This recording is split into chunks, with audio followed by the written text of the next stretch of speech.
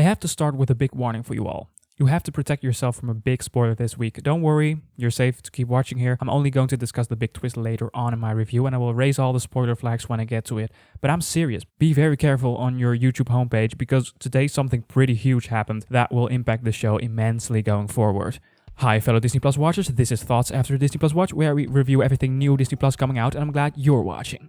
Something interesting to keep in mind. This episode was written by the same writer as the previous one, the Power Broker. These two are the only ones written by the same writer, except for the fact that Malcolm Spellman is overseeing all these episodes. And the interesting thing about this is that these two episodes are both very plot heavy. Lots of, I have to call him because we meet there, that guy knew that guy, so we need to follow him to this place. And I had some issues with last week's episode where the story got a bit too messy and too ambitious in moving the plot along as fast as it could. This week the story settled down a bit, was a bit more streamlined, taking exactly as much time for telling the story as it needed to, in my opinion. And all of that had to do with great dialogue and character motivation and all that. By the way, if you're interested in commentary on previous episodes, you can find them listed on the right in the description or on my channel page. And before we move on, did you know I'm currently the only review channel on YouTube that is specifically Disney Plus? You'll always know what to expect. Click that button and that bell if you want to follow along. Thank you so much. The greatest thing about this week's episode is that the thematic weight of the story is now fully realized. Sam and Buck, John and Lemar, Carly and her gang, Zemo, they all have slightly different motivations for what they are doing, but they're all inherently good people. Like in previous episodes, it kind of looked like Carly and her companions were really bad guys. Yeah, of course, like every good villain, they too want a better world for themselves, and we knew that. But in this episode, I was truly invested in Carly, and I really want them to succeed actually, but I want Sam and Buck to succeed too, just as much. And exactly this is what makes this show stand out against Marvel flicks like Thor, Captain Marvel, Ant-Man. I'm just naming a few Marvel projects that are around average in my opinion. You know, the thing that makes this show better than average is its ability to truly make you care about everyone playing the game, with drastically different means to ultimately the same goal, fighting for a better world. And a better world is a subjective thing, of course, so yeah. One small thing, by the way, that messed a little bit with my emotions. You know me, or no, maybe you're new here and you don't, but I'm a soundtrack guy. Whenever the soundtrack is trying to communicate something, I'm actively noticing it, even when it's my first watch. That's just me. So Steve Rogers' theme from Civil War, not from the first Cap movie, but the more patriotic theme, came back along with Walker. And I always identified this theme with Steve, but now the music is actually telling me this is the music representing the icon Captain America. And I'm still hating John as Cap.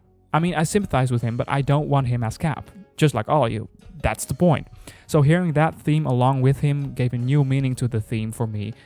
So that's kind of neat. Without giving anything away, this week was all about what the super soldier serum means, how it corrupts, how it is a means to an end, and all the dilemmas that come into play with this stuff. I love how the show manages to almost personify the super soldier serum, almost to a degree that it becomes like the ring in Lord of the Rings.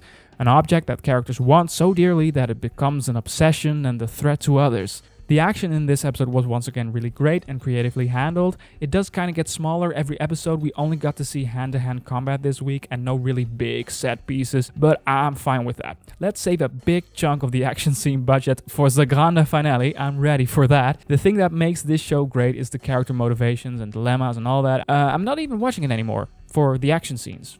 I'm not, but they're a nice bonus. I'll give it that. The ending this week, by the way, my goosebumps got goosebumps. It was really shocking and it absolutely caught me off guard. It means so much for this show going forward and the pieces have absolutely shifted. To sum up my feelings so far, the action is still very creatively handled and exciting, but gets smaller this week. In return, we got great character building story, a more focused and impactful episode related to last week's one. The ending has me floored and I'm excited more than ever for new episodes. So if you don't mind, I want to talk some spoilers.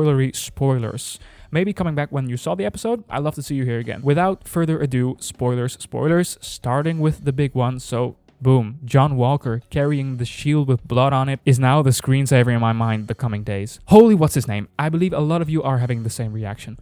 I'm more invested than ever in the show. I mean, this show isn't perfect. There are some small issues, but right now I'm so invested I don't care anymore. I love the ending, it gives some heavy weight to the story, it changes the dynamic between him and Sam and Buck. I mean, that collaboration between them didn't work at all. They didn't work together before this episode, but it's way worse now. He's a villain to the nation now. That's the thing about this final scene. It's not about the brutal kill. It's shocking in itself in a way, but we've seen people getting killed in movies as long as we have watched movies. So it's what it means to the world, the people watching. Walker is going to go viral. The government is kind of exposed in a way because their beloved icon reveals himself to be a vicious killer, a vicious villain. Can you even imagine what this means for Carly and her Flag Smashers group? Are they going to get way more following? But it wasn't only the ending.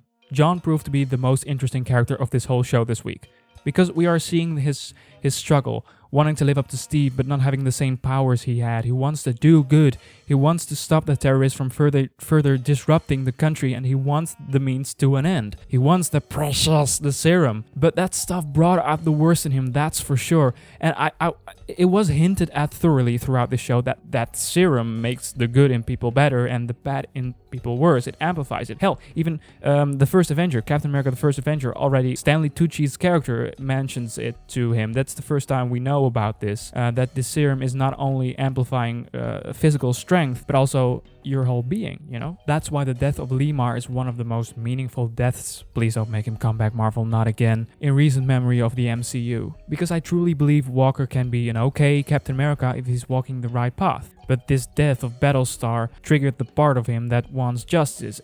Again, not inherently a bad thing, justice, but it amplifies to something terrible. Zemo was also very interesting this week, as he chose a bit of a different tactic by gaining trust from that kid with candy.